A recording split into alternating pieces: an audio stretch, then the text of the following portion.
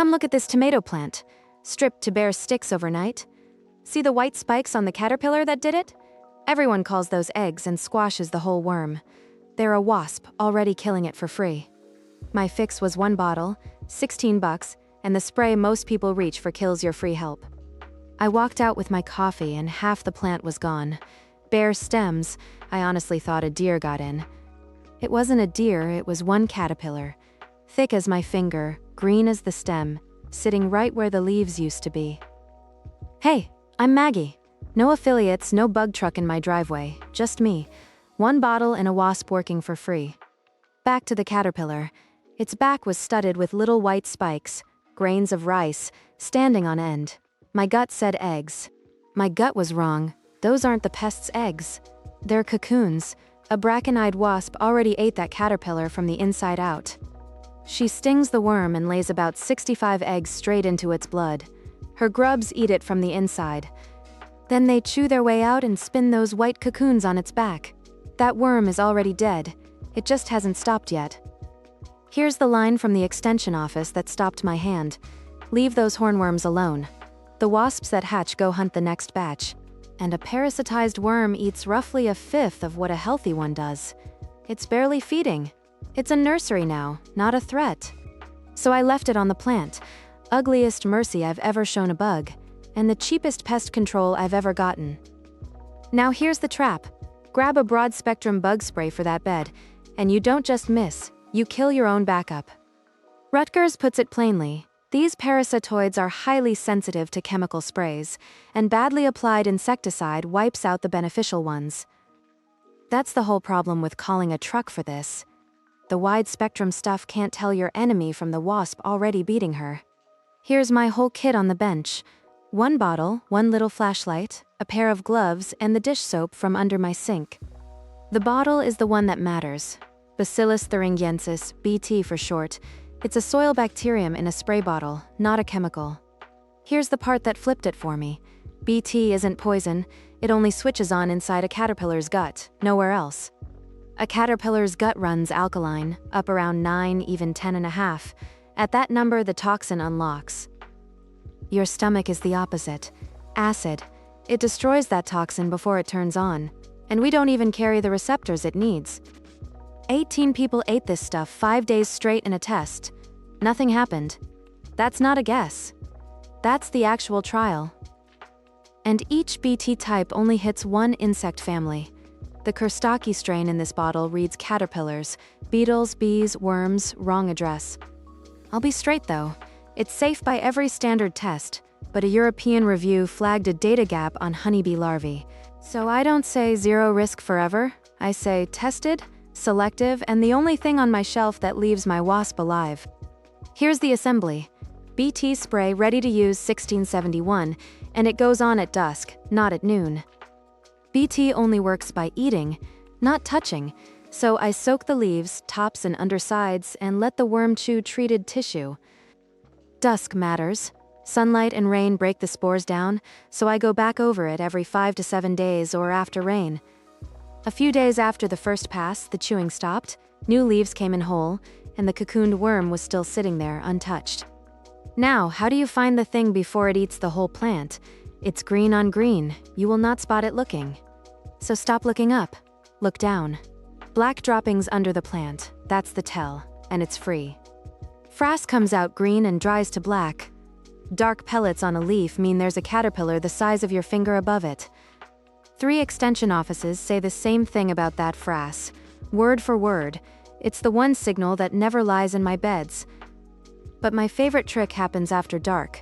Turn off the porch light, take a blacklight out, and sweep the plants. The hornworm glows. Camouflaged all day, and under ultraviolet it lights up bright green. You cannot miss it. And that's not a blogger's party trick. Nevada's extension office prints it, a blacklight at night, and you handpick whatever glows. Mine's a little handheld, $8 for a 2-pack, that's $4 a light, and one of them lives in the garden basket. Gloves on before you touch it? $1.50 for a 2-pack. The horn doesn't sting, but I'm not grabbing one bare-handed. If your shed just turned into a hornworm kit, hit subscribe. Cheap fixes that hold up and the honest part when they don't. So you found it? You picked it off. Now what? Here's where the internet's favorite tip falls apart.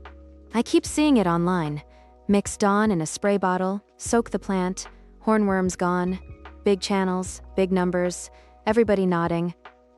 So I checked it. And here's the honest answer. Dawn works, just not the way she's telling you.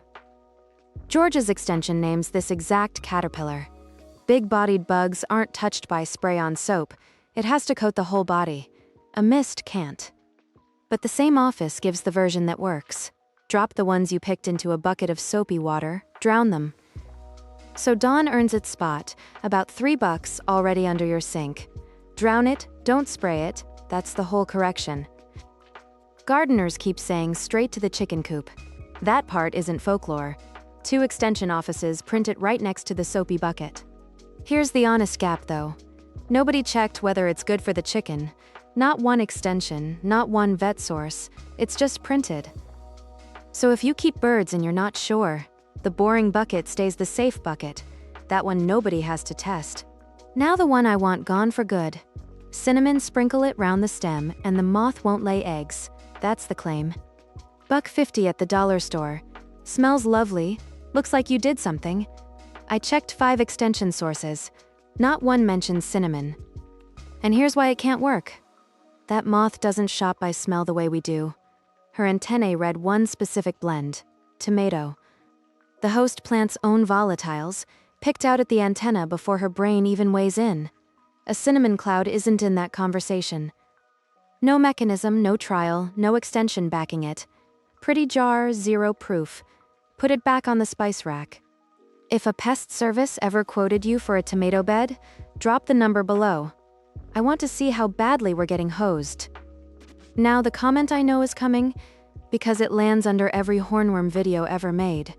That caterpillar grows up into a pollinator. And they're right. It turns into a 5-spotted hawk moth, a big night flyer that works flowers most bees never see. Somebody actually measured it on Jimsonweed. Flowers with no moth visit set fruit 47% of the time. With her, 94. That's near enough to doubling. She earns her keep, just not on my tomatoes, and that's the honest conflict here. One Georgia master gardener's answer is neither kill nor keep. Plant extra nightshade weeds nearby as sacrifice hosts, and let a few finish there. I'll be straight. That's one office's take, not a united front. Colorado's extension doesn't raise the question at all.